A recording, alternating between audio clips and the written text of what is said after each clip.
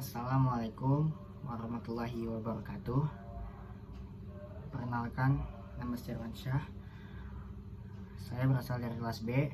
Jadi saya ingin menjelaskan tentang komponen-komponen komputer, mulai dari motherboard. Motherboard adalah papan sirkuit utama PC. Meskipun penampilan motherboard berubah seiring waktu, desain dasarnya memudahkan pemasangan kartu ekspansi baru, hard drive, dan modul memori juga mengganti yang lama. Motherboard biasanya berisi paling sedikit satu soket prosesor yang memungkinkan CPU atau otak mekanis PC Anda berkomunikasi dengan komponen penting lainnya. Ini termasuk memori, penyimpanan, dan perangkat lainnya yang dipasang di slot ekspansi, baik perangkat internal seperti GPU maupun perangkat eksternal seperti peripheral. Tidak semua motherboard memiliki soket, meskipun di sistem yang memiliki ruang sedikit seperti PC mini, dan sebagian besar laptop, CPU disolder ke motherboard. Saat memilih motherboard, periksa dokumentasi CPU untuk memastikannya kompatibel dengan CPU. Selanjutnya, saya ingin menjelaskan tentang CPU. Apa sih CPU itu? CPU atau unit atau Central Processing Unit adalah komponen perangkat keras yang merupakan unit komputasi inti di sebuah server. Server dan perangkat pintar lainnya mengubah data menjadi sinyal digital dan melakukan operasi matematika. CPU adalah komponen utama yang memproses sinyal dan memungkinkan komputasi. CPU bertindak sebagai otak dari perangkat komputasi apapun. CPU mengambil instruksi dan memori, melakukan tugas yang diperlukan, dan mengirim output kembali ke memori. CPU menangani semua jenis tugas komputasi yang diperlukan agar sistem operasi dan aplikasi dapat berjalan. Selanjutnya, saya ingin menjelaskan VGA atau Video Graphic Accelerator. Apa sih VGA itu? VGA adalah sebuah standar tampilan komputer yang dipasarkan pertama kali oleh IBM pada tahun 1987. Walaupun standar VGA sudah tidak lagi digunakan karena sudah diganti oleh standar yang lebih baru, VGA masih diimplementasikan pada Pocket PC. VGA merupakan standar grafis terakhir yang diikuti oleh mayoritas pabrik pembuat kartu grafis komputer. Tampilan Windows sampai sekarang masih menggunakan modus VGA karena didukung oleh banyak produsen monitor dan kartu grafis. Video Graphic Array atau VGA ini biasa dinamakan juga dengan video card, video adapter, display card, graphic card, graphic board, display adapter, atau graphic adapter. Istilah VGA sendiri juga sering digunakan untuk mengacu kepada resolusi layar berukuran 60x480. Apapun pembuat perangkat keras kartu grafisnya, kartu GPA berguna untuk menerjemahkan keluaran komputer ke monitor untuk proses desain grafis atau bermain permainan video. Selain itu, VGA juga dapat mengacu pada konektor VGA 15 pin yang masih digunakan secara luas untuk mengantarkan sinyal video analog ke monitor. Standar VGA secara resmi digantikan oleh standar XGA dari IBM, tetapi nyatanya VGA justru digantikan oleh Super VGA. Selanjutnya saya ingin menjelaskan tentang hard disk. Hard disk adalah, atau bisa dikenal dengan hard disk drive atau bisa dikenal dengan hard disk, disebut adalah sebuah media penyimpanan sekunder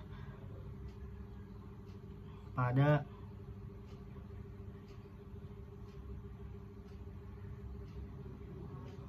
komponen perangkat keras yang menyimpan semua konten digital seperti dokumen, foto, musik, video, program, berbagai aplikasi, dan sistem operasi.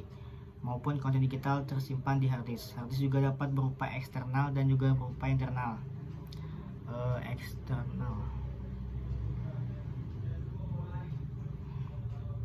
Selain itu, hard disk drive yang sering juga disebut dengan hard drive, hard disk dan HDD ini adalah perangkat penyimpanan data non-volatil. Penyimpanan non-volatil berarti perangkat penyimpanan akan tetap mempertahankan data yang tersimpan meskipun perangkat utama dimatikan. Semuanya yang dapat disimpan di hard disk diukur berdasarkan ukuran file. Dokumen atau teks biasanya berukuran sangat kecil, sedangkan foto berukuran besar, musik berukuran lebih besar, dan video berukuran terbesar. Hard disk akan menentukan ukuran file digital dalam satuan megabyte atau MB, gigabyte atau GB, dan terabyte atau TB. Fungsi-fungsi hard disk itu: 1. Menyimpan data software, 2. Backup data, 3. Tempat penyimpanan database, 4. Menyimpan data dari operating system atau OS, 5. Menyimpan berbagai file pengguna. Jenis-jenis hard disk itu ada 5. Yang pertama itu hard disk ATA atau ID, 2. hard disk SCSI, 3. hard disk RAID, 4. hard disk SATA, 5 itu hard disk SSD. Kalau komponen dalam hard disk itu ada platter, RAID atau read head, ada read dan write equator arm. Oke. Selanjutnya saya ingin menjelaskan power supply. Power supply unit. Power supply adalah perangkat keras yang berfungsi untuk menyediakan tegangan langsung ke komponen dalam casing yang membutuhkan tegangan. Power supply komputer digunakan sebagai pengantar tegangan listrik pada komponen atau perangkat keras lainnya yang ada di komputer tersebut. Secara sederhana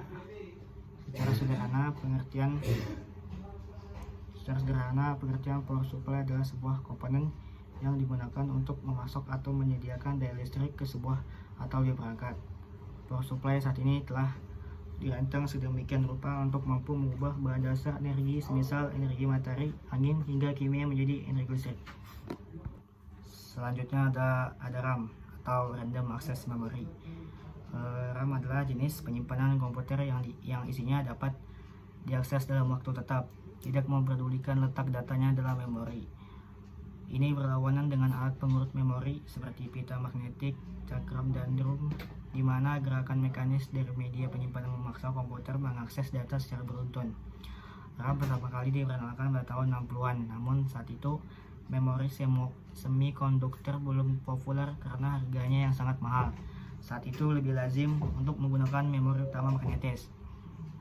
Biasanya RAM dapat ditulis dan dibaca, berlawanan dengan ROM, memori hanya yang dibaca.